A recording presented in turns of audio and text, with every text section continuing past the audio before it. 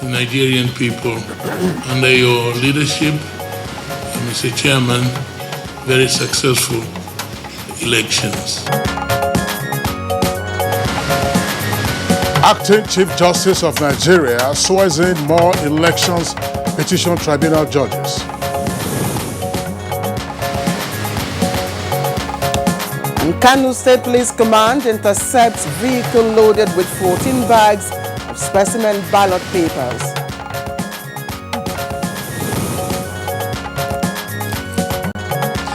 And on Good Morning Nigeria today, our focus is on Nigeria on election eve, a situation report.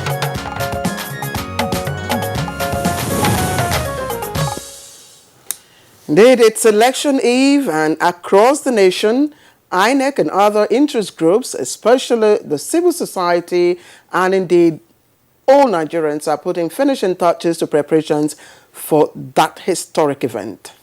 Indeed, Claire, Saturday's election will be historic in many ways. And as we have indicated on Good Morning Nigeria, of course, the countdown is that Nigeria is heading to 20 years of uninterrupted democracy. And Nigerians, of course, who are eligible will be trooping to the polls tomorrow, Saturday, to elect a president and 109 members of the Senate, plus 360 members of the House of Representatives, both chambers making up the National Assembly. And those to be elected will pilot the affairs of the country for the presidency from May 29th and, of course, thereafter for the members of the legislature. Indeed, and of course, for the records, it will be the 6th time since 1999 that Nigerians will be going to the polls. Another important thing to note about this election is that for those born in 1999, it probably will be the first time, it will indeed be their first time of exercising their franchise. And as predicted by election analysts, the expectations are that Saturday's election will witness unprecedented turnout of the electorate. There's certainly no doubt about that, Claire. In terms of the numbers of elections that we have had, the transition election took place, that's the presidential election took place in February of 1999. And of course, since the advent of the Fourth Republic, this will be the 5th in the series. And as you have also indicated, there's a great deal of enthusiasm, particularly among the youth, that's to say the millennials, who are now qualified to vote for the first time since they came of age. That's to say, they attained the age of 18. And they have also been very enthusiastic in the electionary activities, which began in November last year officially, but closed on Thursday, that's yesterday, at midnight. That was the deadline for the end of electionary campaigns. Indeed, Kingsley, talking about the enthusiasm, shown by Nigerians, INEC says that more than 84 million eligible voters registered and, of course, are expected to participate actively in this election. And out of this figure, again, the youth have the highest percentage. Well, they do. That's talking about the numbers of those who registered. Unfortunately, not an equal number collected their PVCs. So probably, therefore, will be in a position to exercise their franchise tomorrow and the 2nd of March. But Good Morning Nigeria has been counting down to E-Day, and we have discussed a wide range of events that have been unfolding, particularly, much more recently, the fire incidents at Oka in Anambra State. We also had a fire incident in Abuja and Plateau States. Today, Good Morning Nigeria will assemble another set of guests, and this will include INEC officials to update Nigerians on the final preparations for the elections. And indeed, I'm sure you heard Kingsley say E-Day, that's election day, of course, not the D-Day. And part of the questions, your questions, we will be putting across to the experts will be, what are the expectations from the umpire? And so much is expected from them. That's INEC. What about the security agencies? How safe are the election materials, both sensitive and non-sensitive? Are Nigerians now, and now this is the very important one, are Nigerians now conversant with the voting process? All right, this is Good Morning Nigeria, Friday's edition, last for this week, and of course, eve of 2019 general elections. We are thanking all of you for staying with us on, of course, this program on NTA, the largest, of course, Africa's largest television network, the NTA. I am Claire Adelabu Abdul Razak. You're welcome. All right, Claire, in addition to the expectations from the electoral management body, that's INEC and security agencies, there's also citizen responsibility together for the subset of those who will be voting. What are their duties? What are their responsibilities? What should they do to ensure that the elections are peaceful, free, fair, and credible? It's on that note that I would like to join my colleague, Claire, and also welcome you to this edition of the program. I'm Kingsley Osadolo. In the course of today's program, as always, we'll have our regular complementary segments, and these are newspaper review, business, foreign, sports, and others. But first, let's take the highlights of the morning news with Musbah Dan Wahab. Good morning, Musbah. Good morning, Kingsley and Claire. Welcome to the news. As Nigeria counts down to the elections, more foreign observers are arriving in the country to be part of the process. Latest is a delegation of the Electoral Institute of Smooth Africa, led by the former president of Zambia, Rupia Bwezani Banda, as the team visit the Independent National Electoral Commission, INEC. We, as I have said, attach great importance to Nigeria, and we know how complex, because of the size of the country and the size of the population of Nigeria, we know how complicated these elections will be. And therefore, we wish the Nigerian people, under your leadership, Mr. Chairman, very successful elections. In terms of security, we have been in constant touch with the security agencies, not only for your protection, but also to grant you unimpeded access to wherever you may wish to deploy. And here is an assurance that the Presidential and National Assembly election will hold tomorrow, Saturday, 16th February, as scheduled. This is contrary to rumor making the rounds that elections are to be shifted by 5 weeks. The fact that the election will hold as scheduled was reinforced by the peace accord signed by the presidential candidate, after which President Muhammadu Buhari also met with security chiefs. Members of the public are advised to disregard the rumor and go out to discharge their civil responsibility. The forthcoming elections only constitute an impetus in consolidating democracy in the most populous nation in Africa, but the outcome will also impact on the socio-economic, political and security order of the region, given Nigeria's strategic position and influence. Former Liberian President and head of the ECOWAS Observer Mission, Ellen Johnson Sirleaf, said this at a briefing with election observers in Abuja. Build trust and confidence in the electorates. You will also build trust in the democratic processes and enhance the legitimacy of the government that will emerge from the process. And just so you know, Nigerians can now follow live the process of Saturday's general elections following the official inauguration of Election Analysis Center in Abuja. Experts deployed from around the world are on ground to give professional analysis of events as they unfold. Deployment plan is 3,500 observers across the 8,809 political ward. Provide accurate and real-time analysis of events, which we've been doing in the build-up to the polls, on election day and post-election in a more captivating, enriching, and a systematic manner. To analyze and perhaps even counter the fake news such that Nigerians are hearing accurate information on election day and afterwards, I think is so important. So with that... Again, hate speech must be condemned on all sides. It's simply unacceptable that people of whatever party, of whatever background, Barely 24 hours to presidential and national assembly elections, the Kano State Police Command has intercepted a vehicle loaded with 14 bags of specimen ballot papers and 4 suspects arrested. These ballot papers we arrested, they are not real ballot papers. They are specimen ballot papers. Meanwhile, 17 more judges of the nation's election petitions tribunals have been sworn in. The swearing-in was performed in Abuja by the acting Chief Justice of Nigeria, Justice Ibrahim Tanko Mohammed, of the Supreme Court.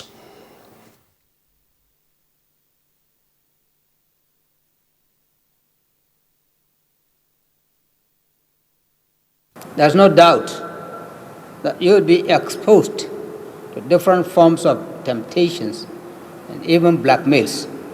But you should know that all are aimed at testing your strength of character, honesty, and integrity.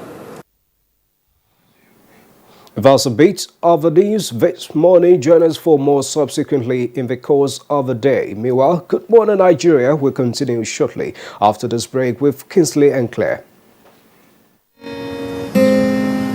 What's up? His friends didn't come.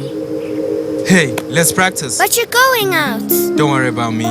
Nothing satisfies a mother more than seeing a child grow up. But I know as he sweats, he'll face the risk of germs which can cause skin irritation. That's why you need the new best ever Electoral Cool. Its new advanced formulation with extra menthol protects from up to 100 illness-causing germs and gives your family icy cool freshness. Growing up needs Dettol protection. Sore throats? It's often caused by bacteria and viruses. Feels like you're having a party. You need Strepsils. It soothes the pain, plus it fights the germs with 2 germ-killing actives. Double power in 1 lozenge. Bye-bye sore throat. Take Strepsils. Your perfect family is under threat by germs. Infectious diseases are now the world's biggest killer of adults and children.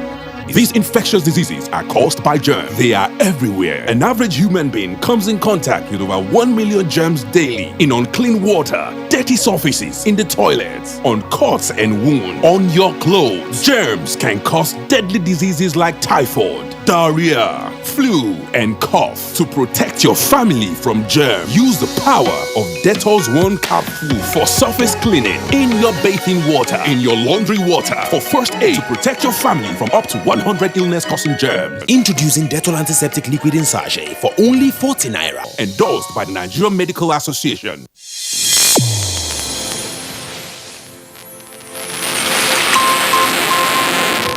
A new edition of TV Guide is out with special focus on the role of the media in election coverage. Exclusive on the National Broadcasting Commission, its mandate as the sole regulator of Nigerian media. Dr. Toma Daba then and Ishak Modibo Kawu now. This edition also features the king of stand-up comedy in Nigeria, Ali Baba.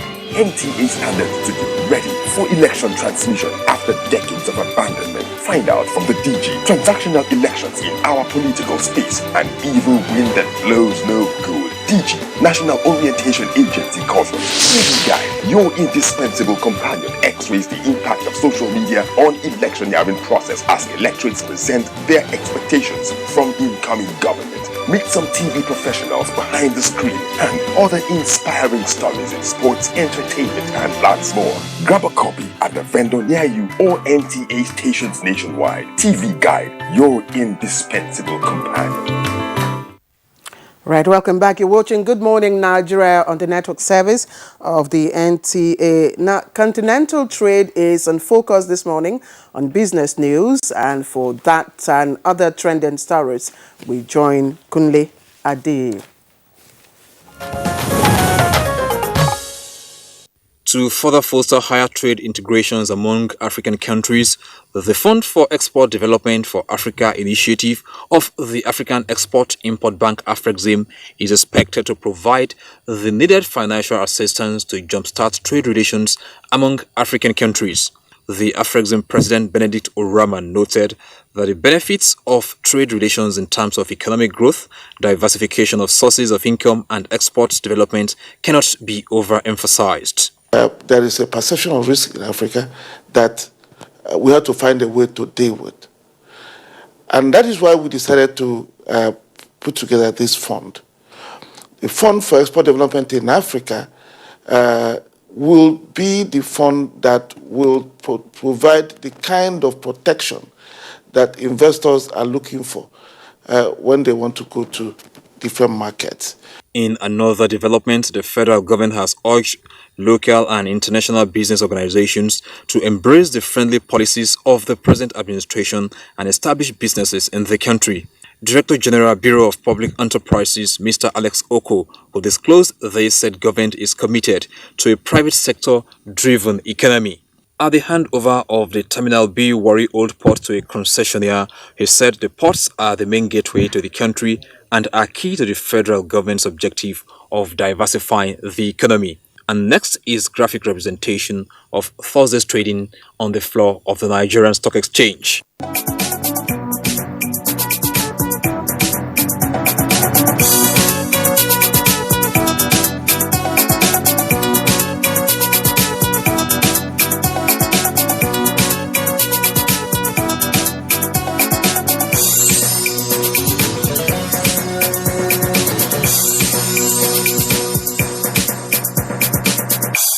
With business news, I'm Kunle Adeyeye. Thank you, Kunle, for the update on business. Next for us on the program is a review of the newspapers.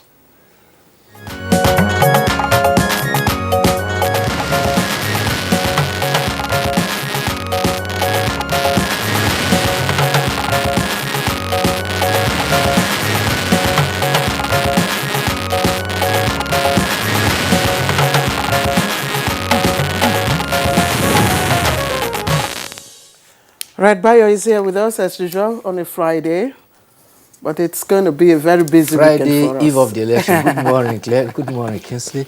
Good morning, Nigeria. Eve of election is here. 2019 will be peaceful and successful. All right, Bayo, yeah, good to see you. Of course, the front pages of the papers are focusing on the elections, particularly the lead stories. Let's begin, though each of the papers captures it differently. Daily Independent is our first. And by the way, you have Daily Independent and The Guardian beginning their editorials on the front page of their respective papers, or otherwise having an excerpt of their editorial on the front page. So Daily Independent is our first port of call, and the lead story says tension as Nigerians decide on Buhari and Atiku tomorrow. With a number of riders there, it says IGP, that's Inspector General of Police, the acting Inspector General of Police, orders restriction of vehicular movement. Police seized 14 bags of fake ballot papers in Kano. INEC using PVCs of 1 million dead voters for polls. That's according to the PDP. And PDP threatening fire and brimstone, federal government alleges. Now, the other story there on the front page of the paper says Buhari disowns Rufai over threat on foreign observers, and says Nigeria's fate next 4 years lies on the electorate. That story jumps to page 4. And President's last-minute campaign full of fabrications and false figures. That's according to the PDP. And you can see the illustration there on the front page of the paper as though the election were a boxing bout or a boxing match scheduled for tomorrow. As I said, the other lead stories or the other papers are also on the elections. Daily Sun says as Buhari, Atiku, 72 others slug it out. 0 hour. Tension as Nigeria decides tomorrow. Federal government closes land borders today, restricts vehicular movement during poll. Details can be found inside the paper. And here piece there, election, choice is yours. President tells Nigerians in nationwide broadcast. And below the two photographs there of the candidates of the PDP and APC, you have other headlines. That's one of them, of course, includes the arrest of 2 with 14 sacks of specimen ballot papers and 1.05 million ghost voters on INEC register. That's the claim by the PDP. 20 parties shown peace pact in Borno as 42 sign. And Zamfara, that's the kicker. Federal government, I'm twisting INEC. That's a claim by the PDP. No such directive, says Commission, and APC must contest. AGF, that's Attorney General of the Federation, insists, page 6. Claire. All right, Kingsley, of course, we won't expect different headlines from all the papers I have. They speak the same language and, of course, the same tone. Daily Trust, however, had something that caught our interest and should be of interest to everybody, and that's the front page comment there, which tells you, let Nigeria win tomorrow. And I think that should be the attitude. But just beneath it, the lead story says, We are set for presidential, National Assembly polls, and that's coming from INEC. And there's a rider as Buhari Atiku round of campaigns. And the picture story is there. Of course, there are other trending stories at the bottom, but let me quickly take again the front page of the Nigerian pilot, again speaking to the same issue, of course, of the warnings and the cautions from the president yesterday. And it's right there on the front page. Think carefully, choose wisely. You can find details of that on page 8. About 4 riders there follow that caption. And there's a picture story. Just beneath the picture story, you find INEC says reports from foreign observers will also be considered. Take a look at page 9 for the details of that. Let me take you again a little below the nameplate where you find Onoge asks appeal court to hold his arrest. Onoge asks appeal court to hold his arrest. And the other side you find NIS closes borders ahead of tomorrow's election as police restrict vehicular movement from 6 o'clock in the morning to 6 o'clock in the evening. That's 6 a.m. to 6 p.m. Look for the details on page 5. All right, Bayo. Right, yes, indeed. It's all yours. Yes, the lead presidential candidates yesterday, President Muhammadu Buhari and the former Vice President Atiku Abubakar rounded off their campaign. President Muhammadu Buhari completed his campaign in Katsina, while former Vice President completed it in Adamawa. In a broadcast, President Muhammadu Buhari enjoined Nigerians to come out and perform their civic duty of electing who leads them in the next political dispensation.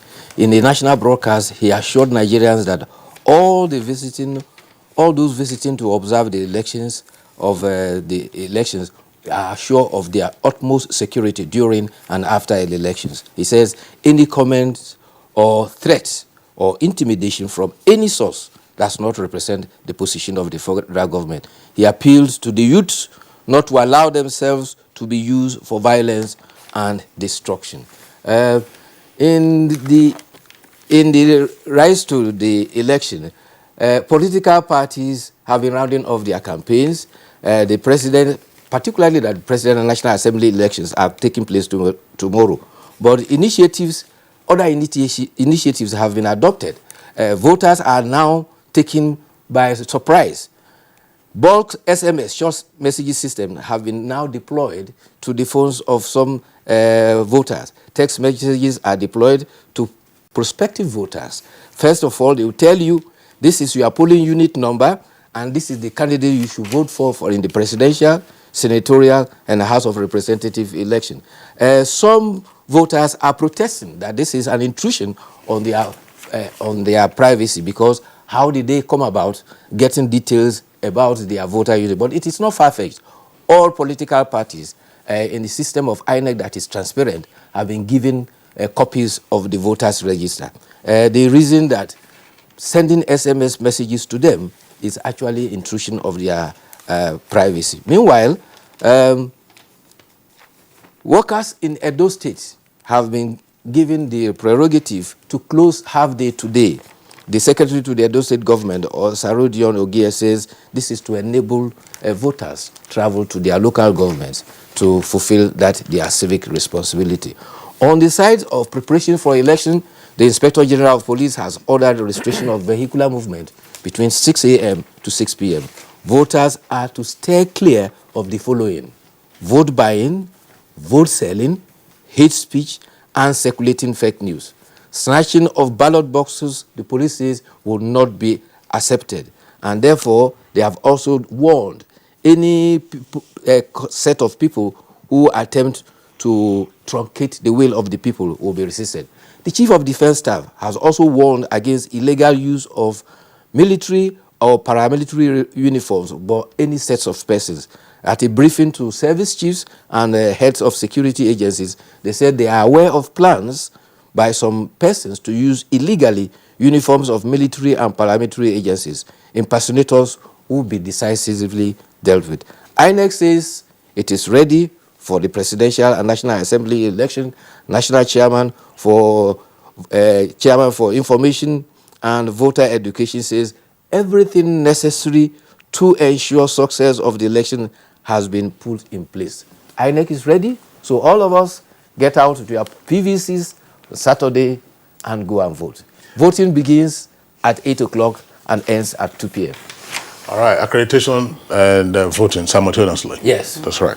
But we'll have, of course, guests to speak further to that. But the issue of the bulk SMS that you talked about, I got a message, must have been a couple of weeks ago, indicating that they do not disturb. You know, there's a facility or a mechanism that says do not disturb so that you don't get nuisance text messages, that it was being temporarily suspended for the period of the elections to enable INEC, that's the message I got, to send messages. And I have received 1 or 2 messages from the Independent National Electoral Commission and all of us, you know, who are involved with the electioneering process. So I think that is a temporary lift, as it were, of that facility, which disables the kind of nuisance, the kind of nuisance messages that we used to get that you appropriately refer to as intrusion of the privacy of subscribers. Now, let's turn to the Guardian newspaper.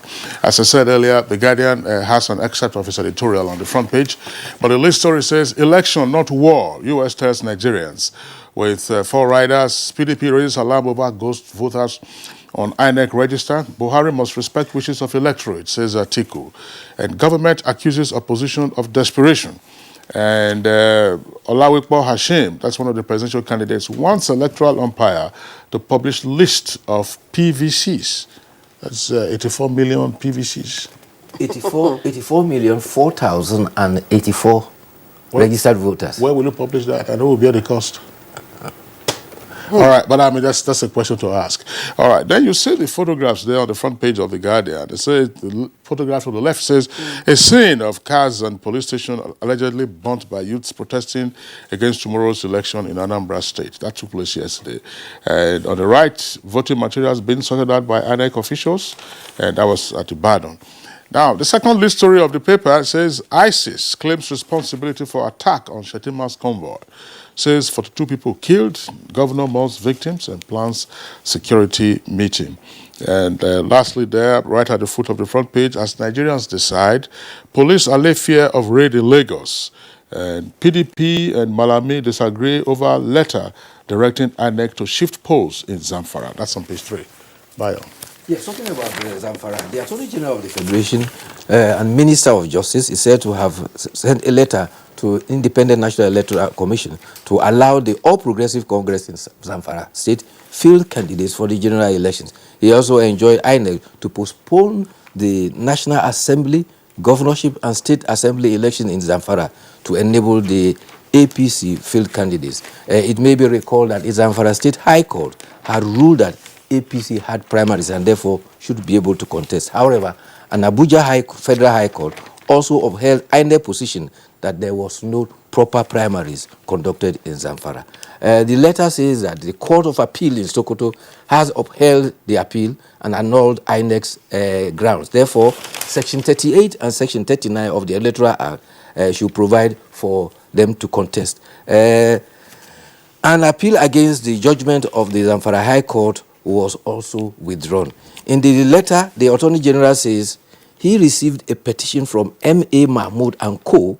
and considered that Section 38 and 39 of the Electoral Act to extend the time for Zamfara to field candidates in the light of the Zamfara High Court's judgment. However, a human rights lawyer, Olisa Agbakoba, also a Sikh, has enjoined INEC to rebuff the letter from the Attorney General of the Federation.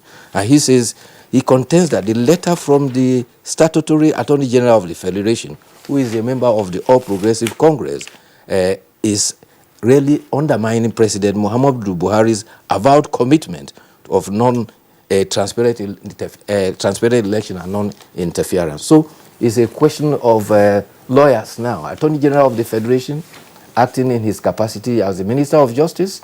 And this also raised the challenge that have always been raised, that the office of the Attorney General need to be separated from the office of the Minister of Justice, so that you don't have political appointee being in conflict with the responsibility of maintaining, being the first enforcer of law in the country. Yeah, and you know, Olisa Agbakoba, legal senior advocate, has also written a letter on the same issue. Yes. Yes, he's written a letter to INEC, and taking, a position that is diametrically opposed, as it were, to that. That's what you just highlighted. Yeah, that's right. So let's see how the matters play out. I do hope that going forward, because you are having a number of these issues now creeping into the election calendar, as it were, and hopefully in due course, there will be other mechanisms to try to resolve some of these pre-election matters, particularly the primaries and the closeness. If you recall, when INEC released its timetable for the schedule of activities, and that's also the timetable for the 2019 elections, there were concerns as to how some of these matters might be resolved. What is happening now has to do with the primaries of Zamfara. That took place around September, October last year. And you also have an incident playing out in Port Harcourt yesterday.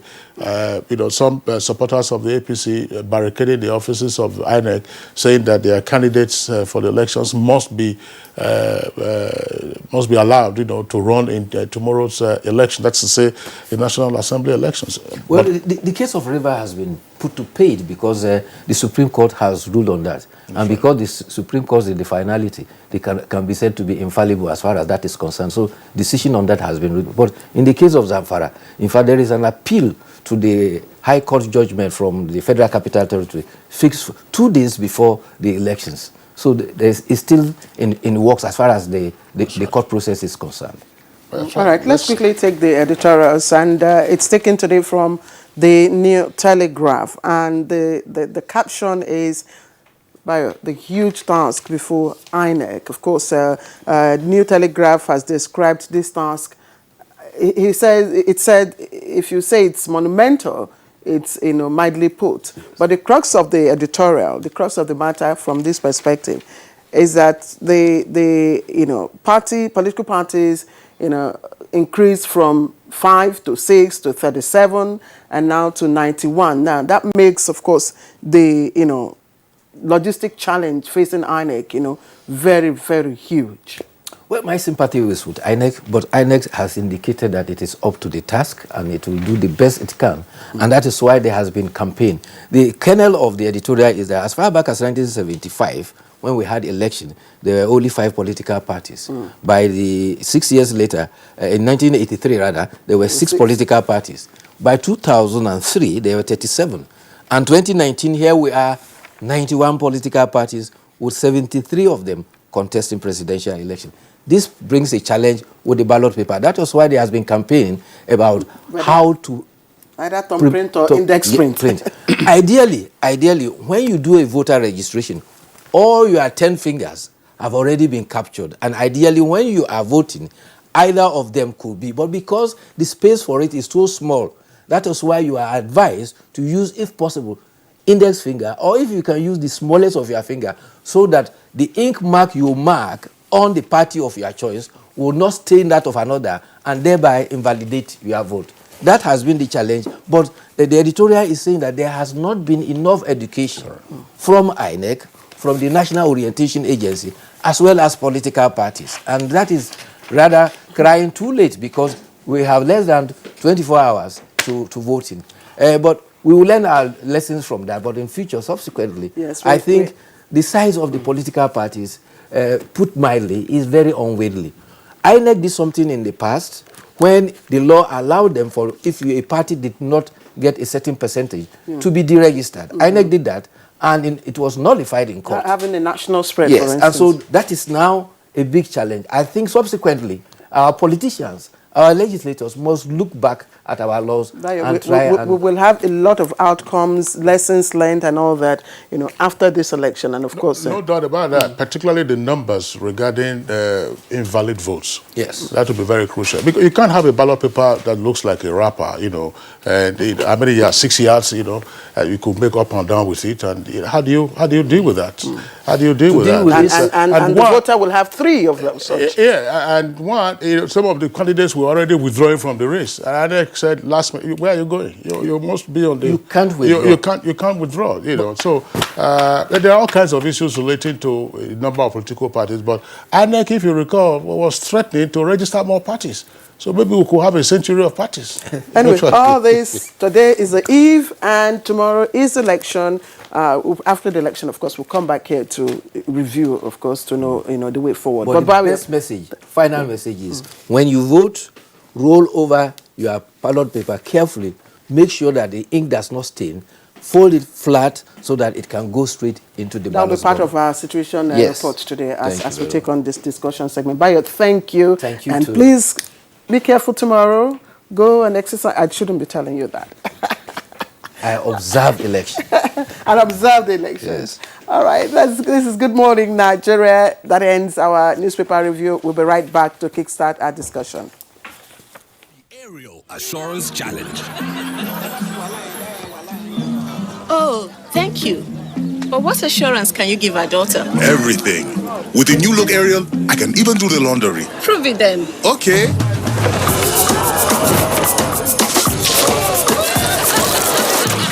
Let's make this stain even tougher. Now, let's wash the cloth with your detergent and with new look Aerial. Do you believe me now?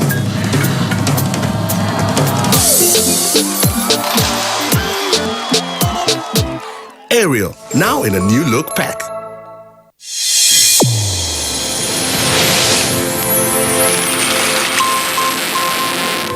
A new edition of TV Guide is out with special focus on the role of the media in election coverage. Exclusive on the National Broadcasting Commission, its mandate as the sole regulator of Nigerian media. Dr. Toba Daba then and Ishak Modibo Kawu now. This edition also features the king of stand-up comedy in Nigeria, Ali Baba.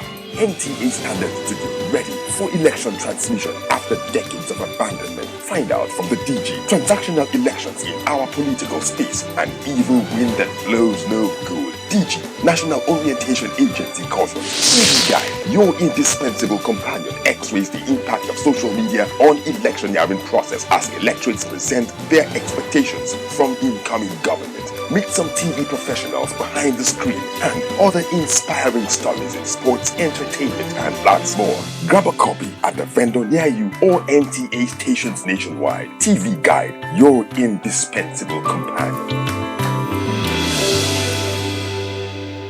Getting around heartburn and indigestion can be tricky if you eat too much. Eat food that is too spicy or greasy, or lie down after eating. Heartburn and indigestion could always be around the corner. When they come, be prepared with Gaviscon Double Action. It works within 3 minutes and lasts up to 8 hours. Gaviscon Double Action. Many causes, one solution. Your perfect family is under threat by germs. Infectious diseases are now the world's biggest killer of adults and children. These infectious diseases are caused by germs. They are everywhere. An average human being comes in contact with over 1 million germs daily in unclean water, dirty surfaces, in the toilets, on cuts and wounds, on your clothes. Germs can cause deadly diseases like typhoid, diarrhea, flu, and cough. To protect your family from germs, use the power of Dettol's One Capful for surface cleaning in your bathing water, in your laundry water, for first aid to protect your family from up to 100 illness-causing germs. Introducing Dettol Antiseptic Liquid in Sachet for only 40 naira. Endorsed by the Nigerian Medical Association. All right, you're welcome back, and it's still Good Morning Nigeria, reaching you live on the network service of the Nigerian Television Authority. Today, of course, we are taking on Nigeria on the election eve situation report. We already have guests with us in the studios, but we'll take some situation reports from our network centers. Let's go over now to Maiduguri and get a report put together by correspondent Mohammed Ibrahim with regard to the preparations for the election. These are INEC ad hoc staff ready to be deployed to Bama local government area for the election duty. According to INEC Borno State, all non-sensitive materials have reached registration area centers, while sensitive materials will be distributed from 4 p.m. Friday in a transparent manner. The presiding officers who are the polling unit will now collect these materials in the presence of the party agents, the security personnel, as well as all the poll officials. The electoral management body further disclosed that voting in Borno State will be done in 3,933 polling units, noting that 3 local government areas are inaccessible, namely Abadam, Guzamala, and Marte, due to security challenges. Observers drawn from ECOWAS, European Union, and civil societies are already on ground to assess and report on the elections. Kudos to the INEC, especially in Borno State here, is about their level of engagement. The civil society were carried along by the INEC, and then even the journalists, the academia, every stakeholders was provided a platform to sit and then discuss issues. Some political parties have, however, called for intensive security to enable them access areas in terms of sending agents to hard-to-reach areas, such as Kala Balge, who are billed to vote in neighboring Ngala local government area of Borno Central Senatorial District. Right, thank you, Muhammad Ibrahim, for that report. Pius Amechi also put together a report from Enugu State. Since the registration of voters, collection of permanent voters' card that is gradually culminating to the election proper, the various INEC offices in Enugu State have been characterized by various activities. As an umpire and a critical stakeholder in the electoral process, the Commission is working round the clock to provide materials and other logistics to ensure free, fair, and credible elections. In Enugu, the resident electoral commissioner, Emeka Ononamadu, told NTA News that INEC in the state has taken delivery of electoral materials needed for the successful conduct of the exercise in the state. We've moved all the non-sensitive materials down to the 17 local government areas for sorting and onward distribution to the voting locations. For the physically challenged eligible voters, the Commissioner disclosed that special arrangements have also been made to ensure that they participate in the exercise without any hitch. All the card readers earmarked for use at the 4,145 polling centers spread across the 17 local government areas in Enugu State, he stressed, have been tested and in good working condition. Ononamadu assured that INEC, the police, and other security agencies are working assiduously to ensure a violence-free exercise in the state. This is the new collation center. It's a 200 capacity hall that will accommodate more people, more political parties, INEC officials, and all the stakeholders involved in the collation of election results. Completion work is at 90%, as we were told. All right, correspondents there. Thank you very much. Maiduguri first, and then Enugu a while ago, giving us the situation report from their locations. But with us here in the Abuja studios to discuss these issues in greater detail, we'd like to welcome Oluwole Osazeuzi, who is Director of Voter Education and Publicity for the Independent National Electoral Commission. Oluwole Ozi, pleasure to have you with us on the program. Thank you for having me. Good morning. We will allow you put on your INEC badged shirt. You're advertising INEC, so we won't charge you for that today. It's a national institution. So, Sazel, it's a pleasure to have you with us on the program. We also have with us, of course, always in uniform, Assistant Commissioner of Police, First Public Relations Officer, Frank Umba. Pleasure to have you with us, ACP. Thank you, and good morning, Nigerians. Okay. And last but not the least from me would be Lazarus Api, who is an election associate at the Center for Democracy and Development. Lazarus, good to have you. Welcome, and thank you.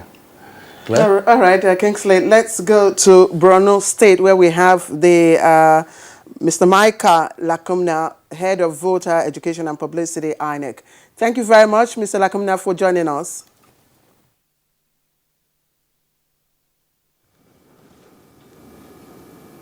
And we turn to Enugu, where Emeka Ononamadu has also joined us. He is the INEC rec.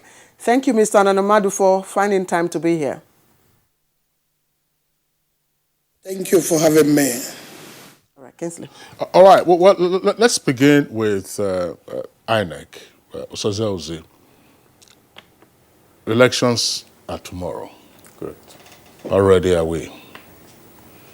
Well, I'm happy that you have my commissioner and my colleague out there in the field. From the headquarters, we really don't conduct the elections. Elections are conducted in the states and in the field. And from all the reports that we've had so far, I think we're quite set for the election.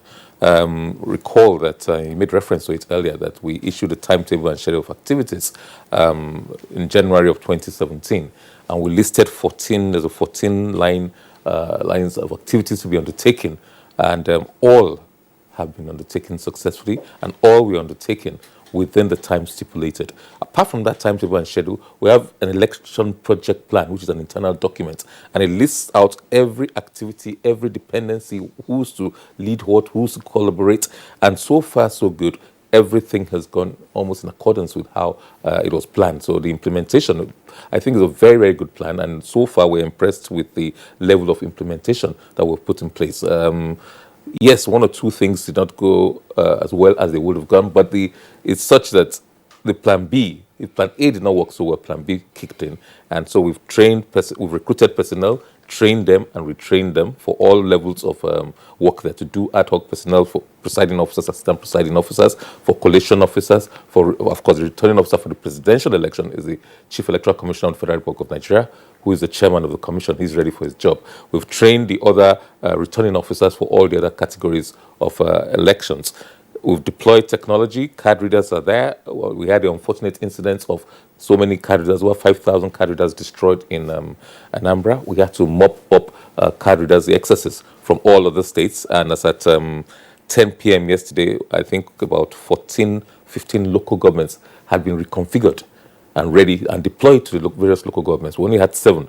I have not been in touch this morning, but I expect that by now all the card readers for Anambra, which was the last state because of the destruction of their card readers, are ready. In terms of logistics, you covered the signing of the MOU with the National Union of Road Transport Workers and NATO, and that has been replicated, domesticated in the states. And the reports reaching us have been quite positive that, yes, they've gotten the kind of collaboration they want with these owners and operators of the vehicles. So we're hoping logistics are there.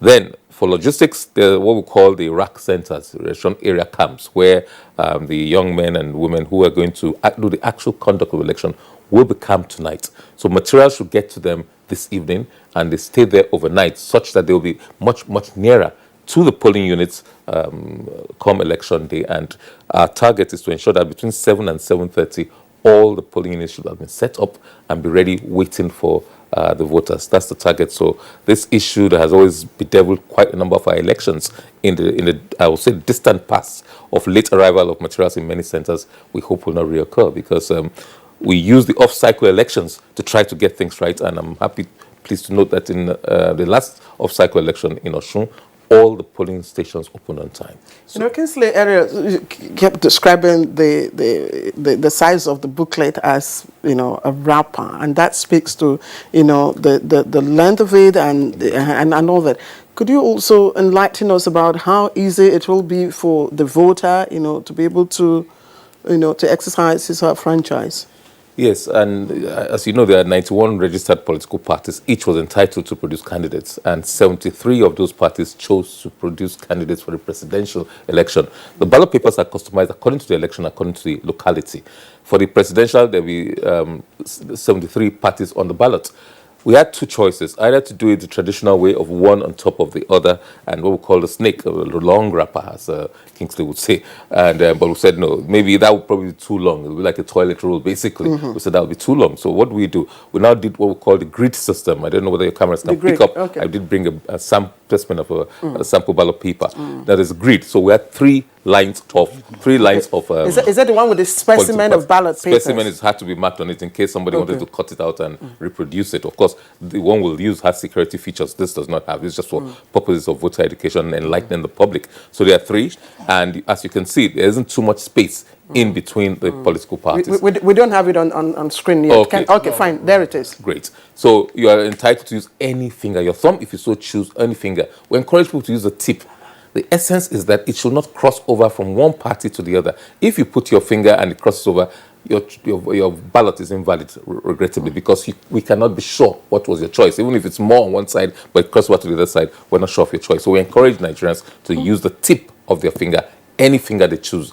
So we encourage the pinky finger, the smallest finger. That's the smallest finger. So, but if your thumb is not so big, you can choose to use that. But if you use the very tip of it and just go like that, or this, or that, it'll be okay for us, as long as your choice is clear and does not go over to another one. This was the best we could do under the circumstances. So 73 parties are listed on there as those who sponsored candidates for the election. Yeah, still focusing on the specimen ballot paper that we have there on the screen. We're describing this now as a grid system, but this is for the presidential election. In terms of numbers, 73 parties are fielding candidates. Correct. Is it for both the presidential and the National Assembly elections? No. Okay. No. That's why in this specimen, we actually marked it for presidential election. Okay. In each constituency, each senatorial district, they vary. Some might have as few as 3, 4, others might have 20. But I'm not aware of any senatorial district or federal constituency where there are as many as 73. I think interest was highest in the presidential. Ironically, I don't know why that is so, but that's how we found it. It's the parties that indicated their choices, that these are the number of people who want to. There are some parties that only fielded 2, 3 candidates for specific targeted elections. I did not field presidential candidates. They felt we're not ripe for it yet. We're going to build from bottoms up. There are some that fielded presidential candidates and not field too many other candidates. That's their choice. But I tell parties to be conscious of the amendment, the 4th alteration to the Constitution, which gives the Commission power to delist parties if they don't score a certain threshold of votes or win seats. You know the way we are, I mean, we being Nigerians, you know, would it be proper, given the size of, you know, the space size where you thumbprint, would it be proper to say, because if you look at the thumb, it's quite big. I mean, I haven't seen anybody with a very smaller, you know, thumb. So would it be proper to say, look, the thumb might be, you know, bigger than the space. So use your index, because the index seems to fit the size, the space. Yes, we have said it. You can use any finger. You can only use your pinky finger, which is the smallest finger. Something went around a couple of days ago on social media that INEC surreptitiously has banned the use of thumb. But ironically, these posters were printed a few weeks ago, and the demonstration of a correct way to them actually uses the thumb. You know, but you can use, it's best to use the tip of any of your fingers just to ensure that it doesn't cross over. Yeah, crossing over, invalidity, I'm sure, but you're familiar with this, and the other guests will also speak to this. When when a ballot paper is being deemed invalid, sometimes when is it crossover? You can see, I don't know whether, I'm sure the parties would have also raised issues with this. Yes. Is it when there's no demonstration of that? Is it when it crosses the line immediately below it, or it's smudged to the right, or when is it invalid? At the point you have made, Sazay, is clear that look, all you need is use any of your fingers. If your thumbs are, you know, excessively sized, you know, you look for the smallest and just put it there and then tip it. That's all. Just the mark. But when is it invalid? For instance, you see the specimen there. If it crosses, is it when it crosses the box or what? Well, each political party has a symbol and its acronym on the ballot. If you put it on that, fine. But there's a box specifically. If it crosses between the box and the acronym, that's not a problem because it's on the same line and we know the party you're voting for. But if it crosses from top to bottom or bottom to top, if there are other parties below or above it, if it crosses over significantly, it becomes indeterminate. It becomes indeterminate. And usually, there's a process after voting, there's sorting and counting. And the sorting means you separate them and then you show the presiding officer shows the party agents.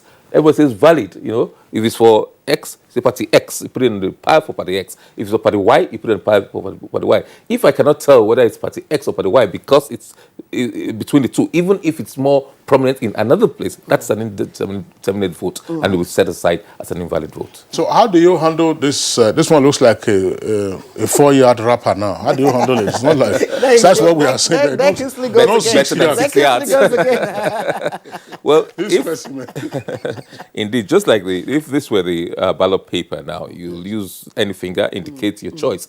Haven't done so, we are using quick dry ink so that it doesn't smudge as much as we possibly can avoid it, but you never know.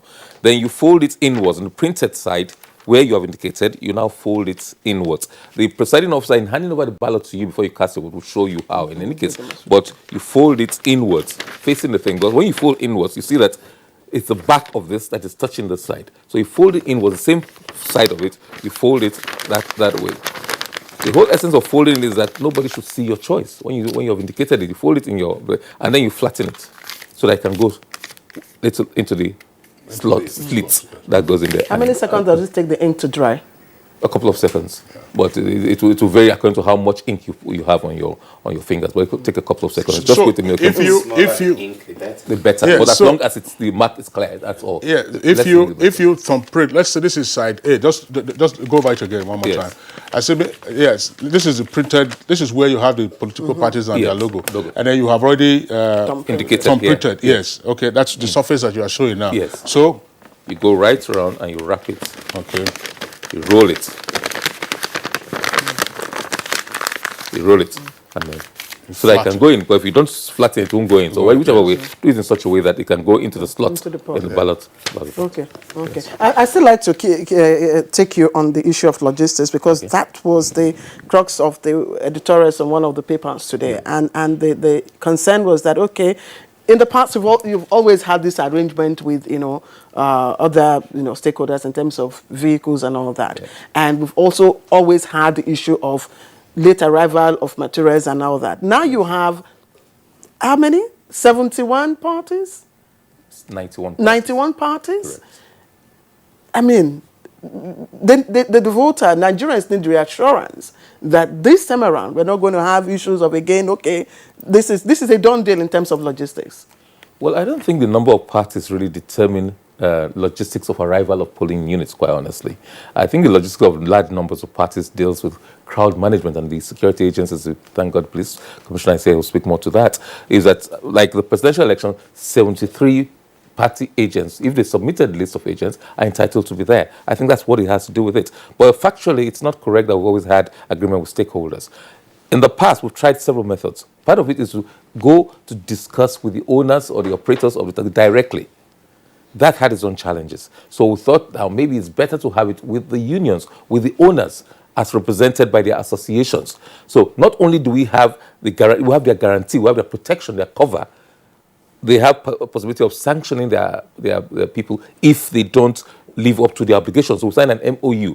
They will now sign a binding contract with the unions and the owners. I will now sign a binding contract with the individuals. But we're not interested in taking anybody to court, because it's not a commercial thing. It's a service that we're performing, but you are rewarded for your service, and you'll help us in the logistics delivery of that service. So it's not the financial bit that bothers us, but the fact that we can hold you bound to, in terms of that, and we have the guarantee of a larger body of your association, of your union, who you pay dues to, who is protective of you, who protects your interests, but also can sanction you when you depart from the laid down procedures. All right, Sazelzi, thank you. Let's keep you on pause in the meantime. Bring in the Assistant Commissioner of Police, who is in charge of public relations for the police. Frank Umba, how ready are the security agencies led by the Nigerian police? I think we're on the same page with INEC, and I can say with every sense of responsibility that we are also ready. We've done everything that needed to be done. We've trained our personnel extensively for the task ahead. We conducted all kinds of training, both the ones that were designed in-house and delivered by officers of the Nigerian Police Force. We also took trainings from international agencies, some of them with the support of EU and other international donors. A lot of the civil society groups in Nigeria, most of them indigenous, also helped and participated in delivering some of the core trainings we had. So in that regard, our personnel have been adequately prepared for the elections. We have also conducted enough security threat analysis. A lot of the threats that we noted in the course of the analysis have been identified, isolated, and quite a number of them neutralized. As I speak to you, we've already started deployment. We have a very special team called the Election Monitoring Intelligence Teams. They are all out on the field already. Part of the reason why we did that is to we we try to introduce an early warning mechanism. And so the election monitoring intelligence teams out there are part of those early warning monitoring mechanisms that we are putting in place. They are out there churning in intelligence about what is on ground and what is happening in the field. And we're also analyzing those ones and using them again to rearrange some of the arrangements we put in place. But I can say generally that our deployment strategies are already perfected. Okay. I'm going to take you up on police, media men or pressmen, journalists relationship during elections. This is an election that has attracted large number of, press, attention, and a lot of pressmen will be covering this election. Sometimes pressmen in the course of their duty get in the way of security issues. What are you telling pressmen at this time in terms of their security, in terms of their safety during this period? Well, the good thing here is that our duties are clearly cut out for us, not just by the Constitution or by the Police Act, but also by the Electoral Act itself. And so we know basically what we should do and what we're looking out for. The protection of the lives of accredited journalists covering the elections is also part of our core responsibility, just as it is also our responsibility to provide adequate security for INEC officials covering these elections, whether they are ad hoc or whether they are permanent. And in this regard, the IGP has actually given very special and specific directives about paying very special attention to the lives of the core members who will be assisting INEC in the conduct of this election or playing some vital roles. Any of such special directives for journalists?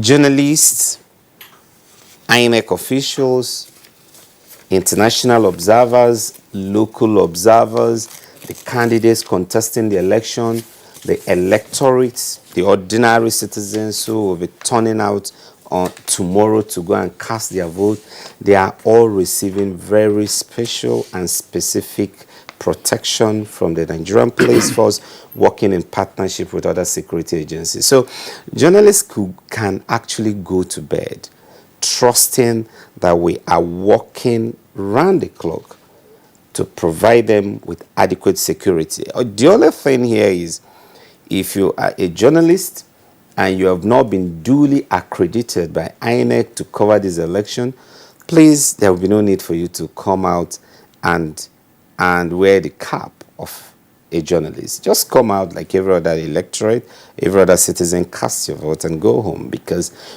without that accreditation, you will not be allowed to operate under the toga, under the label of being a media person. Just like if you're an observer or a monitor in this election, whether you're local or international, and then you don't have an accreditation from INEC, of course, we will keep you out there. And that is also applicable to policemen.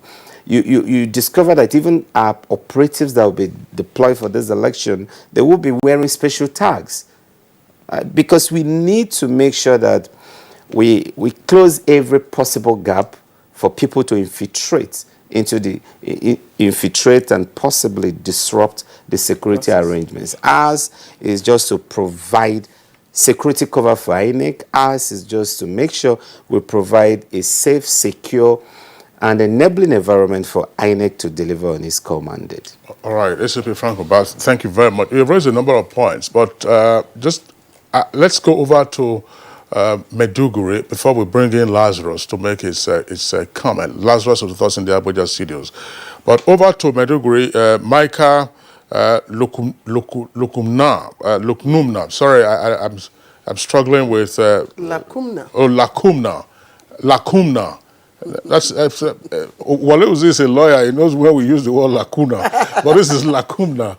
Sorry. Thank you very much, Micah. He's head of voter education and publicity for INEC in Borno State. We all know the special status, if you like, of Borno at this time, and it's been so for some years now. Tell us what special arrangements, if any, with regard to the IDPs and some of the locations that are not quite safe for everyday activities. As Nigeria decides tomorrow, INEC, Borno State have this special issue of IDP voting. IDP voting, we have 8 IDP camps. These IDP camps are located in 8 different places. For example, we have Guzamala, Abadam, Marte, Kukawa, Mobar, Bama, and as well Mongono. Now, these places, because of the IDP voting system, we have placed in such places the officers who will be in charge of those places, because we know that in IDP voting is you are shrinking a larger place to a smaller place, since these people are in the IDP camps.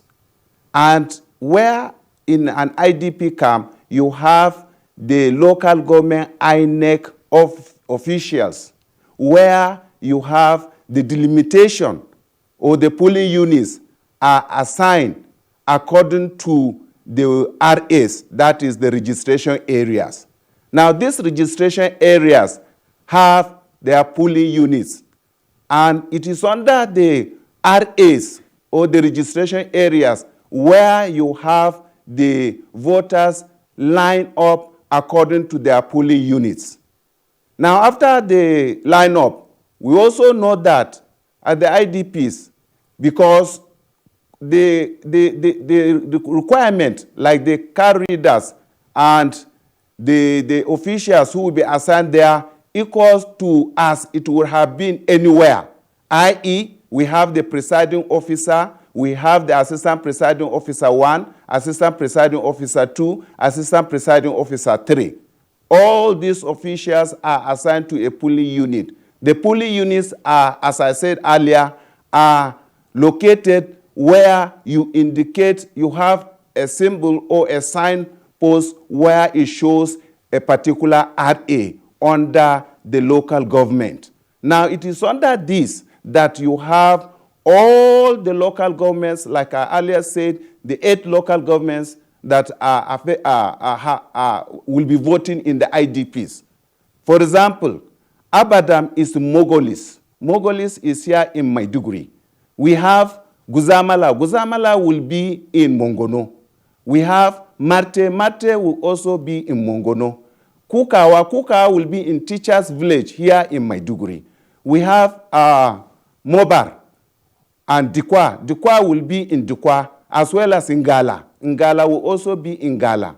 And all these places, because the local governments that I mentioned have been moved from where they are as a result of the insurgency. That is where they are in those places we have mentioned. But they are in their camps.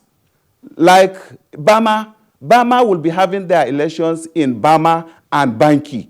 We have elections that will be conducted on up to PU levels. These are places where we don't have issue of insurgency. That is like in the southern senatorial zone. But for local governments that I mentioned, these local governments will have theirs, some to RA level, while others will be at the local government headquarters.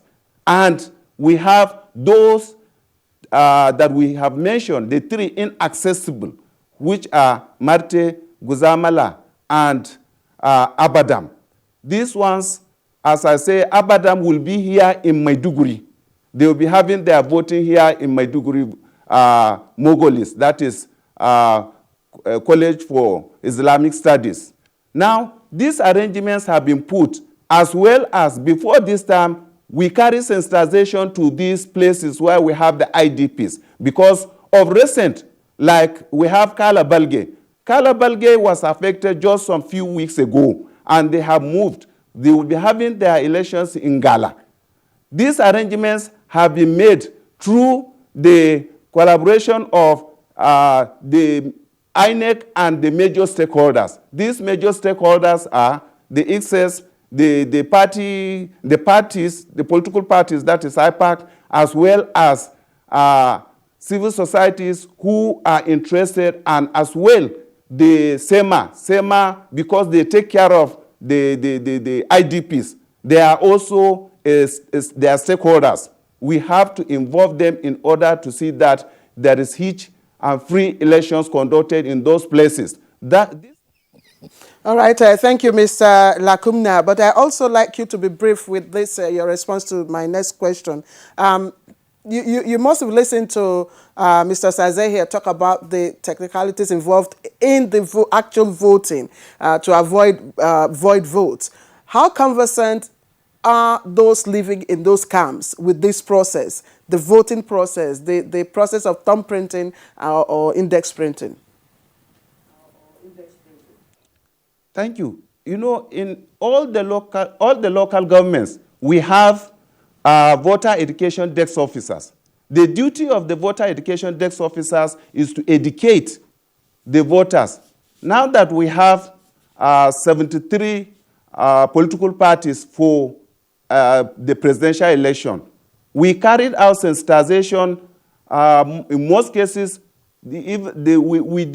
what we did was that we had interaction just like we would have it in other local governments where there are no interruptions. We have carried out voter education extensively.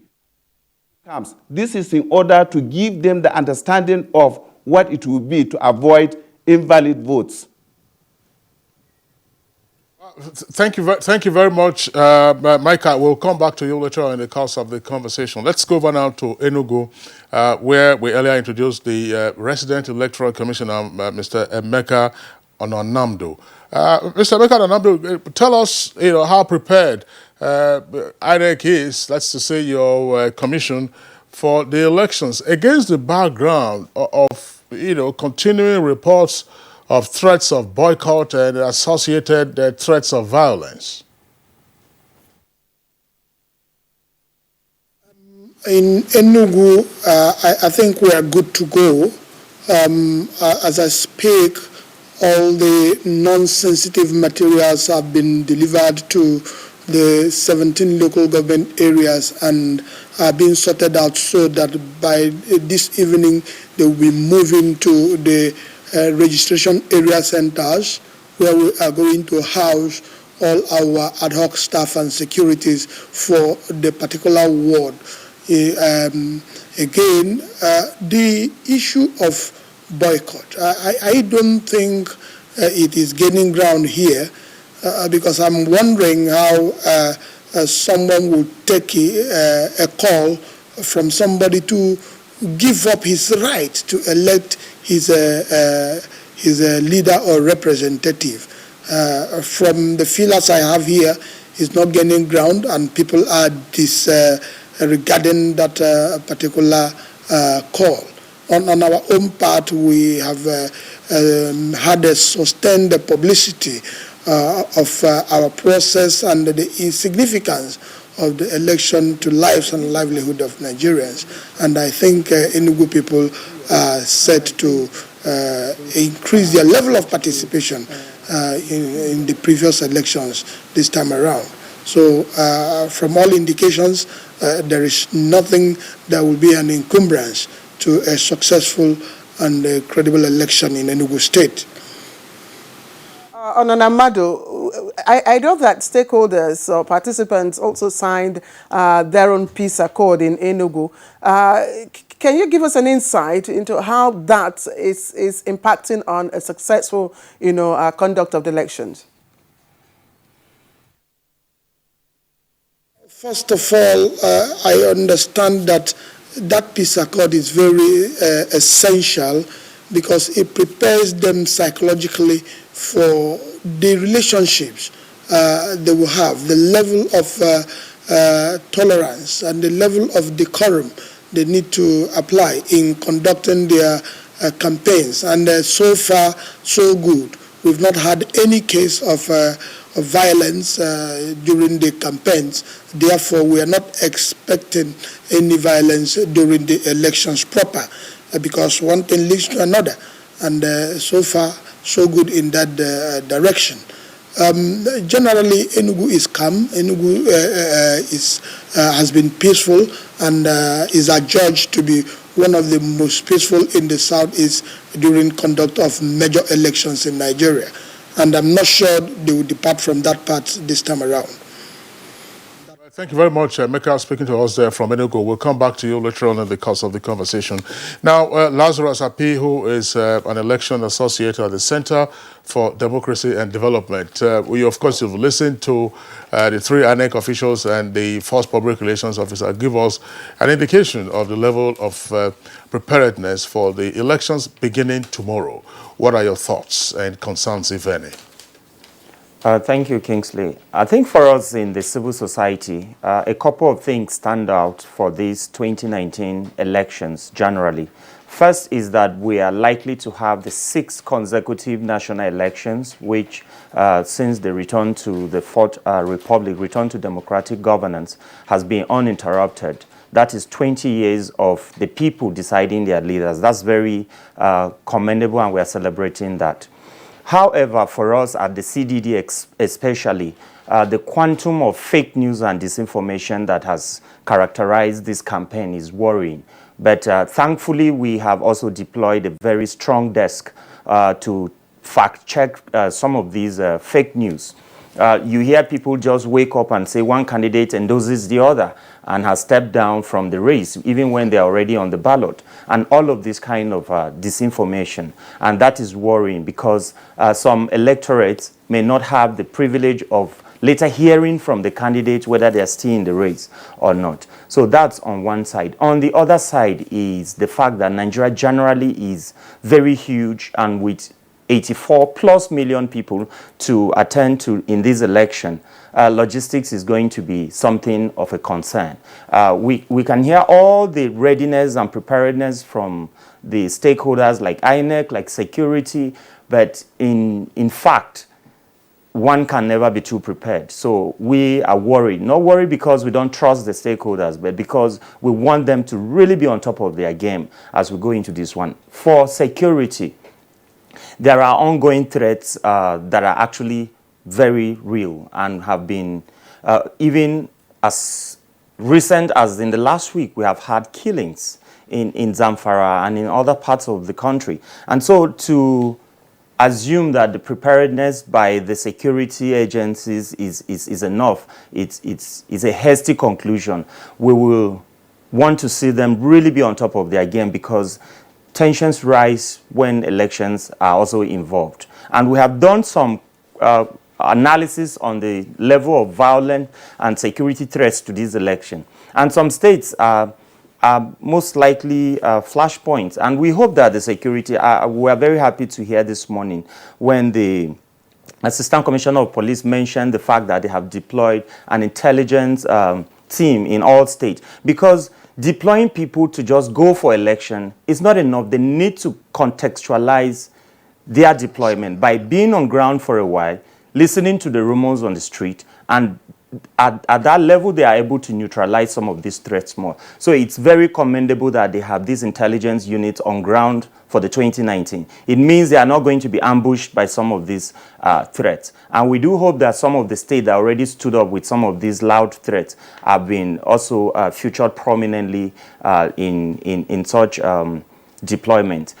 So generally for we, the civil society, we have also all gotten our accreditation, even though it came late in the day and we are struggling to make sure we put it in the hands of our accredited observers. We are all ready to keep an eye on the process for the citizens. We do this for for God and country, as we say, and for the Nigerian people. And we want to give them the full assurances of the civil society to observe this election and give very honest reports where it stands. You know, elections for an average Nigerian is what they see in one polling unit. But then it tends to shape a lot of perception for what the election was. It is when we observe that we're able to give them an overall perception of what the election truly is. So we are going to keep an eye on the process, and we are going to tell Nigerians what went down. We are also calling on Nigerians. Because we are watching, it's very possible that things could go wrong, but they should not take to violence, as there will be abundant of evidence to seek legal redress to any infractions they perceive. Ape, just a quick one now from you. From your interactions, what do you think are apart from security, are the issues of concern to the electorate with regards to the voting process? Do you think they are adequately, enlightened? You see, given our level of literacy in this country, they can never be truly enlightened enough, because some people are even not having sufficient access to information. And given the fact that in most cases the task of voter education is left to INEC, civil society, and some agencies like the National Orientation Agency, the political parties who really need these votes do not commit sufficiently to voter education. You would see that this issue of index finger voting, they have harped on it so much in the last 3 days. Why were they not all out practically taking specimen ballot papers to citizens in markets, in churches, and helping to show them how to vote for them, the political parties? They come with this ad hoc approach to it, even when they know elections is going to be the next 4 years. Is that likely to be an issue? Yes, because in 2015, we had on the average 22,000 voided ballots across the country, in every state on the average. That's, if you put that together, that's huge number of votes that could change the outcome of an election. Some senatorial elections are won with less than 20,000 votes. I mean, in the margin. Yes. So if they really also join INEC, civil society, and the National Orientation Agency early in the day to conduct this voter education that is very practical, that is right in the hands of the people, like how to practically thumb print the ballot or index print the ballot or whatever finger they feel it's best, I think will reduce the number of voided ballots, and that will be very helpful. All right, Lazarus Appeal, thank you very much. And gentlemen, we take a short break now. When we return, we continue with the conversation, plus taking some of the tweets that have come in. I was a little girl. I loved spending time with Mum and Grandma cleaning the house. I was so excited to sing in the choir. And your shirts are always so white. I knew what Mum's secret was. Today, I'm a modern woman that still trusts the secrets passed down to me. It's Jik, of course. The original trusted bleach, which can be used all around your house for amazing results. Shh, it's our little secret. It's no secret. It's Jik's best ever extra whitening power. Just Jik it. Getting around heartburn and indigestion can be tricky if you eat too much. Eat food that is too spicy or greasy, or lie down after eating. Heartburn and indigestion could always be around the corner. When they come, be prepared with Gaviscon Double Action. It works within 3 minutes and lasts up to 8 hours. Gaviscon Double Action. Many causes, one solution. Team huddle. But we lost. Don't be tired, guys. This isn't a loss. It's a practice for winning. Nothing makes a mother prouder than seeing her child growing up. But I know as he learns to lead, he'll face even more dirt, germs, and risk of illness. That's why in changing seasons, you need strong Dettol protection. Because Dettol protects from up to 100 illness-causing germs. Growing up needs Dettol protection.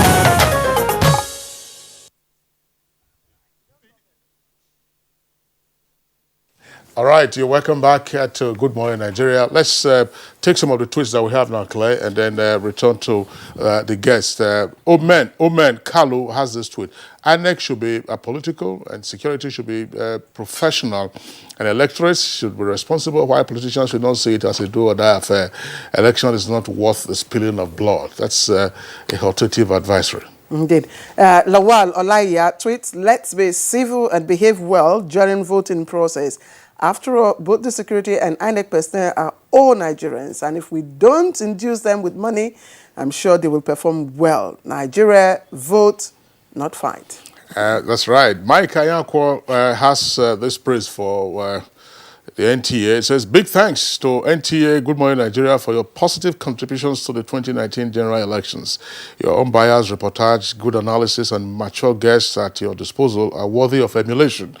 Wish that your crew members will be on the field, especially those states regarded as flashpoints. And indeed, as you very well know, NTA is Africa's largest TV network. We are present in all the 36 states of the Federation and the FCT, and our reporters have all been deployed. Indeed, Kingsley, I think we must really blow our top, because this election coverage promises to be... Blow our trumpet. Yes. It promises to be the best, the most professional, and of course, we're going to apply our ICTs, we're going to apply the use of technology, to bring you, of course, the coverage. So you stay tuned to, of course, the network of choice. And by the way, in addition to our regular programming, of which NTA Good Morning Nigeria is one, there is also Nigeria Decides. The studio was launched yesterday at 4:30 p.m.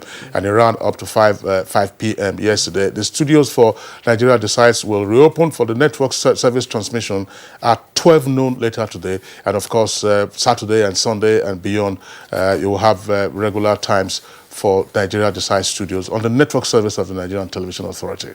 So wherever you are, you can rest assured your interests will be protected. But let's get on now with more tweets. Seidu Mohammed Lawal, regardless of how prepared INEC and the security agencies are, it seems there'll always be those who have planned to rig or trigger violence. There is a limit to which security forces can prevent or tackle electoral violence. The electorate must shun violence no matter what.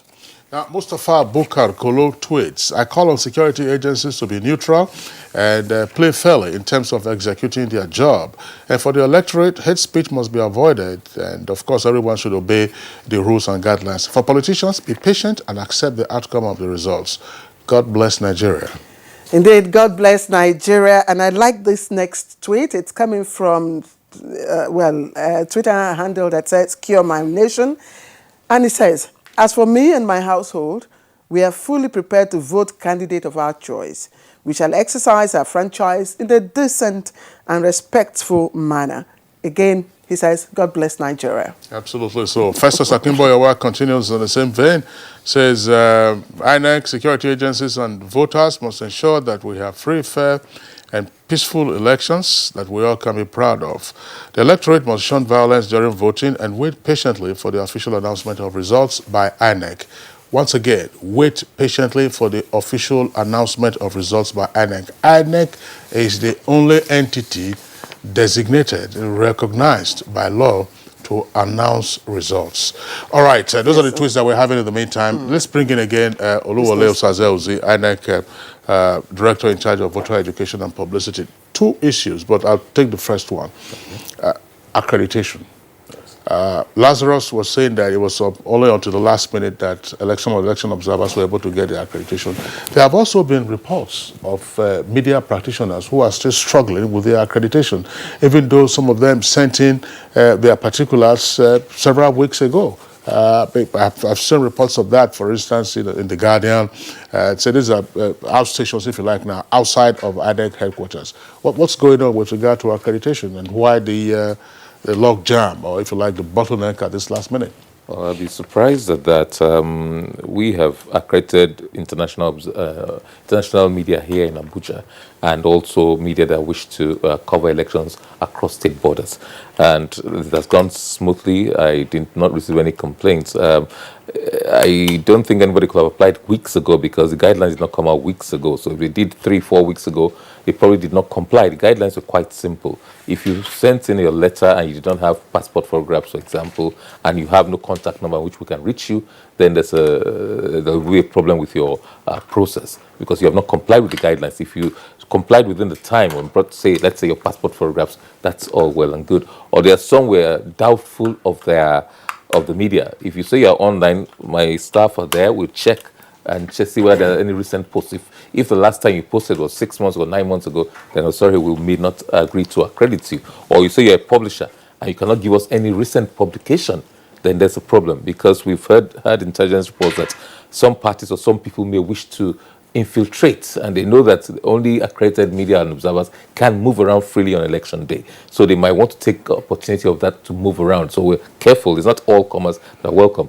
But we did have a dinner meeting with certain professionals, including the president of NUJ, for example, were there. 1 or 2 chapters really raised issues, maybe insufficient numbers. I had a state where it was the NUJ that wrote and said, look, this, I said, no, that's not the proper thing. It is the media house that should write. We refer to the NUJ. Do you know these members? I said for the more obscure publications. But of course, more reputable NTA did not have any challenge. I'm sure they confirmed that to you. FRCN, The Guardian, This Day, all these people did not have, those notable ones did not have any challenge at all. But those obscure ones that could not prove actual existence, current existence. Somebody came to me and brought a magazine of his that was 2 years old. I said, don't you have any current one? It says at home. Oh, well, here, please go back. You're in Abuja, I'm based in Abuja. Why don't you go and get it back? Oh, I can't look at any. So I had problems and challenges issuing a card to such a person. Because if anything goes wrong, if a person breaches the code, and before we can withdraw the accreditation, the security forces might apprehend that kind of person if they are able to, or the person might create so much damage, all in the name of being an accredited media person. So some of those people had challenges. Some we're expecting 150, 300 in some states. They far exceeded that. That's, I ask my people, go back, scrutinize these things more closely. Any of the major agencies, give them their full competence of accreditation. But also, we now found out that people who were not really relevant to covering things on the field were now included in the list. Yes, certainly drivers will be included, engineers and people, sound engineers who are going to come to us. So the back end people, some of those ones will be there. But I don't see why an administrative clerk who has nothing to do on that particular day, and you put 20 administrative clerks, then I have a problem with that. Do you have a number of total accredited people, journalists, that problem we're covering? So far, total number of accredited. I don't have the feedback from the states, but in Abuja there are well over 2,000 people. I think there were 46 or 47 foreign agencies and over 139 last time I checked, domestic agencies that were houses that were media houses that were accredited, online and regular. Cover Abuja. Well, they cover Abuja, or they are going across state borders. So you can go from Abuja to Enugu if you so choose, for example. Is there a deadline for accreditation? Yeah, there was. The guidelines were quite clear. It expired last week. So all applications had to be received by last week. So no further accreditation beyond that? Ordinarily not, but in exceptional cases, probably the chairman of the commission. But I don't think we'll do any about now. So we must put a cap on that. Okay, that's before the presidential election, or that's also it covers both elections. Both all right. Maybe Ape, you have something to say to that with regards to what you just said? The clarification that he has said. The truth is, for those of us in the field, we sympathize with INEC because there are a lot of mischief makers who are actually very active party men seeking to be observers or media or whatever, and they want the legitimacy to do this mischief by the accreditation tag. And because INEC have made it very specific that it's down to your picture so that you can be fully identified, even the phone numbers we all submit before against the names before they are accredited. So I quite appreciate that challenge to that extent. And then also people just wanting this thing about numbers that I had so 1,000 numbers in the field when they actually have no systems in place to monitor these deployed accredited. With regards to your members, for the observers in the civil society, it's very quite clear. We all have very systematic election observations that we are deploying, and it's based on these sample-based deployments that we were turning lists for accreditation. And INEC have really been very gracious to that extent of accommodating our systematic deployments. It is just the limited time within which we have to put the cards, the accreditation tags and kits into the hands of the observers that we're having to double up and increase costs. But to the extent that we appreciate that they must be accredited before they will be in the field, and INEC has accommodated that. We give them thumbs up. All right. Thank you very much. Let's turn again to the first public relations officer. Now, this is a curious one, but it's always been a regular feature of our elections, whether off-cycle or the general elections. The incidence of fake security agents. You would have, I've had cause to raise that in our discussion segments on Good Morning Nigeria. You have instances where persons don police uniforms when in fact they are not bona fide, they are not policemen bona fide. Some of them have fake military uniforms and so on and so forth. How can these persons be dealt with? Because one of the reports we saw in the papers yesterday or today indicated that persons who were in military fatigues hijacked, a vehicle conveying materials related to the election. How can that be dealt with, and what are the telltale signs that members of the public should watch out for so they can immediately squeal on these rogue elements and then get them apprehended? Okay, let me just put it straight. This way we are not unaware that there could be temptation for politicians or for other unscrupulous elements, mischief makers, to try to actually impersonate the police, impersonate members of the military, impersonate other law enforcement agencies. But we've also tried to come up with remedies for suppressing such mischief. And one of the things we've done in our operational guideline, as the IGP has equally spoken about that in a couple of other fora. And for us, every single police officer that will be deployed tomorrow and even beyond, as far as the general election is concerned, will wear a special identification tag. Beyond your badge, beyond your first number, beyond your regular name tag, there will be another special tag that you will be adorning. And so far we've kept the description of those tags secret, confidential, until deployment commences.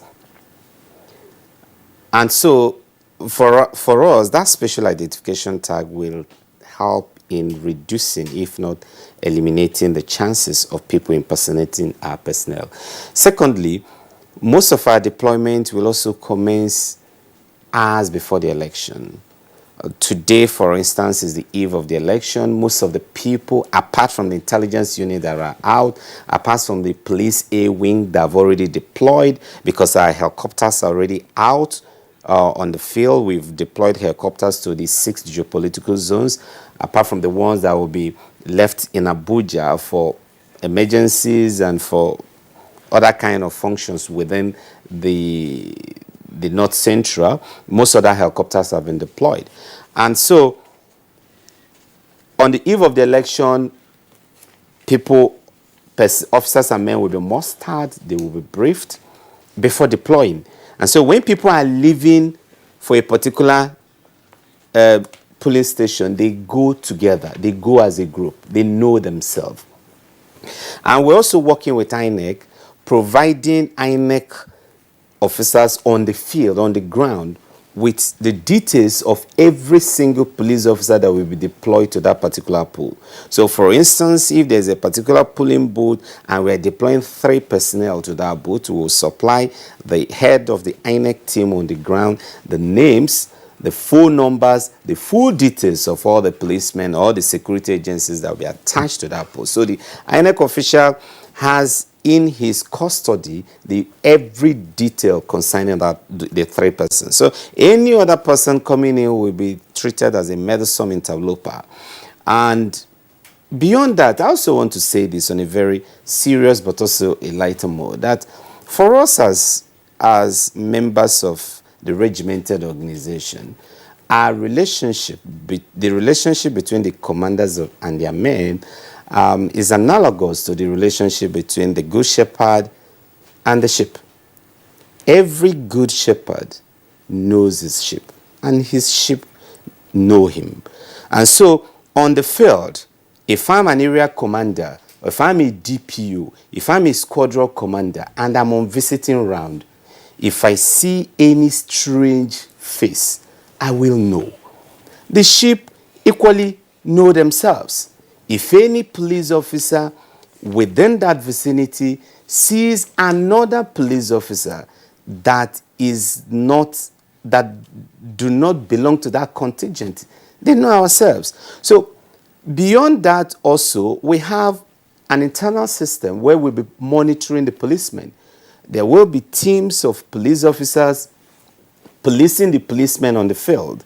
So we've put different level of checks that will help us to identify, isolate, and probably deal with any kind of fake security person out there.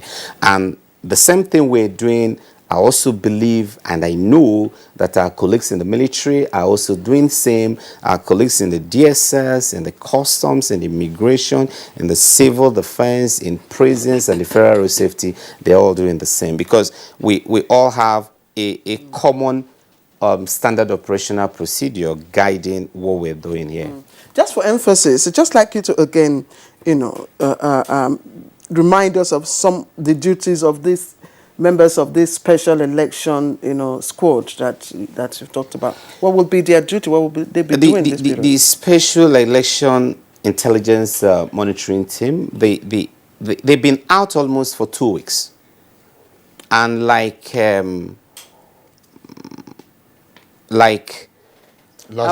Laz Ape said, part of their duty is just to go out there, keep continuously, they're out there continuously assessing the situation.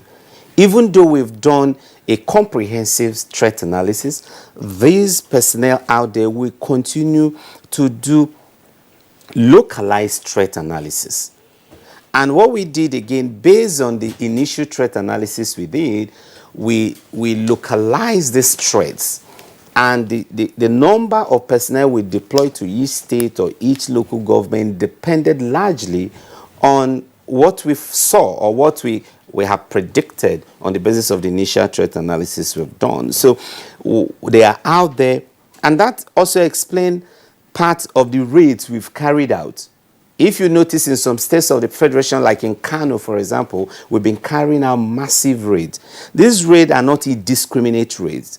These raids are based on security reports that the election monitoring teams have been turning on to us. Are there particular states that you're giving particular attention? We are giving every part of Nigeria equal attention. But of course, there are specific threats that are associated with each particular state. The IGP will not give priority to one part of the country over the other. The entire length and breadth of Nigeria falls within his constituency. So we're giving every part of Nigeria equal attention. But of course, there are customized, there are special and specific challenges in different parts of the country, and we're dealing with them in that way.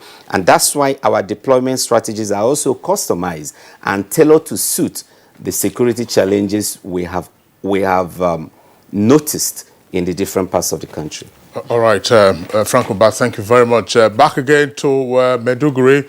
Let's bring in Micah Lakumna, Head of Voter Education and Publicity for INEC in Borno State. Now, very briefly, ahead of voting starting tomorrow, is there tension or just plain anxiety? Plain anxiety, because as right away in the town, the IDP camps, and everywhere, people are eager, waiting for the time of the voting come tomorrow. So far, the reports also received from our officers there in the local government areas, there has been any other challenge so far as it is. Materials are moved, and so far we have not received any security challenge as it is now. Only that people are waiting, eager to see that hour of the voting, which will commence by 8 o'clock in the morning. God helping us. Like a big football match, you know. They say kickoff is at such and such a time, you know, everybody you'll be pat. Okay, Enugu. I think we'll go to Enugu. Yes. Emeka, the rec for Enugu. We ask you the same question because we are almost coming down now to the close of today's program. What is this? What is the mood in Enugu? Is it tension, anxiety, or eagerness mixed with anxiety? Of course, some people have also declared, today fasting day, and all that. Half work day. Half work day and all that. There's usually anxiety. There's usually tension, but the tension here is a healthy tension. A tension of expectations of performance of INEC, a tension of the expected emergence of the winners, and all that. There is no other major tension associated to anything negative as far as we can pick. For instance, the threats that we learned are being issued, we read it in the pages of the newspaper. And I wish to use this medium to say it is not really good for the media to begin to amplify such things. We don't get those messages except when we read it from pages of the newspapers or social media. But on ground, I don't think there is any tension that is not pointing towards positive angle as we go into tomorrow's general election. Just before we take on this next set of tweets, I'd like Mr. Osesai to also tell us what kind of conduct are you expecting from the voter tomorrow? Well, I think Laz has made allusions to that. Basically, they should be well comported. They should go there at their earliest convenience, cast their vote. Those who choose to stay can remain behind. Those who choose to go home can go home. Protect their votes just means being there, waiting peacefully, because the security agencies will walk you out if you're not behaving in an orderly manner. In any case, all accredited party agents who indicated by submitting a list of their party agents will be there to represent the interests of their parties. Any voter who's interested can wait, but you must be orderly, you must comport yourself, you must obey all the instructions given to you by the security officers and by INEC officials. And I think you know why I asked. I heard some adverts say, "Bring your bread, bring your this, bring your that." So you can. Well, you choose what you want, really. As long as you are lawful, you conduct yourself in an orderly manner. That's okay. And the rule prohibiting the use of a smartphone inside a cubicle, the rule stays? It stays. It's been re-emphasized. You don't use you don't take it in there. You don't take photographs of that. On the outside, and especially when the results are pasted, you're free to take photographs, tweet it, send it to your situation room of INEC or situation room of the security agency or anywhere. If you see some untoward things happening, we encourage you to report to the INEC Citizens Contact Center or to report to the security agencies. We encourage that, but not to either take photographs of somebody else is casting his ballot to know how he voted or she voted, or to take you on and to take it because we want to stem that trend that you take your photographs and you then go and collect money somewhere else. That is a no-no. And just one point. The elections are taking place tomorrow. The big one, of course, is the presidential election. From your timetable and from your projections, when might the final results be announced? It will be announced as soon as collation is done. The law says we must collate all results, and when the results are collated, I can't give you a time limit for that. I can give you the activities that have to happen. Collation at every level will be done, and the Chief Electoral Commissioner, who is the returning officer for a presidential election, those results will be brought here to Abuja at the International Conference Center, where they will be collated and the results declared, the declaration made. Take that again. You will require the physical presence of the returning officers in each of the states for the presidential election to be physically present at the ICC. That's your venue? Yes. The collation officers for each state will come with the resident electoral commissioner and bring the results. At every level, just like you start from the polling unit at the ward level, they collate. The person collating, the collation officer, then must take it to the local government level, the local government to the state, and the state onto Abuja. All right, let me bring Ape finally, just before we take our tweet and close the discussion. Ape, are we expecting any surprises in terms of turnout? I think by all means, because the turnout from 99 to date, the turnout in 99 was not too bad. 2003, it was great. It started dwindling in 2007 and has continued to drop by almost 7%. We are thinking that by the level of increase in voter registration, given the continuous voter registration, given the exciting number of candidates on the ballot, given the exciting conversations within the social media spaces, we are thinking the voter turnout may have a step up this time. But then most importantly, we have continually called on citizens that staying at home does not change the country in any positive way. Right. So every one of them must go out to the polling unit and cast. If you have your PVC, 84 million registered, but Osaze, do we have a number? We have a sense of Before those. the end of the day, we'll issue the figures as to the number of PVCs, total number of PVCs collected. There are a few nagging issues surrounding some states. INEC hasn't taken a decision yet with regard to those. As far as we're concerned, there are no nagging issues. All right. Okay. All right. Let's take our tweets now. Claire, Amabolaho has this tweet. Now, it's 24 hours away, and all relevant stakeholders must have at the back of their mind that we only have one country called Nigeria. No political ambition of any individual is worth the blood of the youngest Nigerian. Vote, not fight. And Abraham Chijiles tweets, as we go to polls tomorrow, the electorate should know that no candidate is worth fighting or dying for. Dele Jack Solomon says, let the electorate do their part to complete the electioneering cycle for a successful conduct of elections. They must not fail in this cause.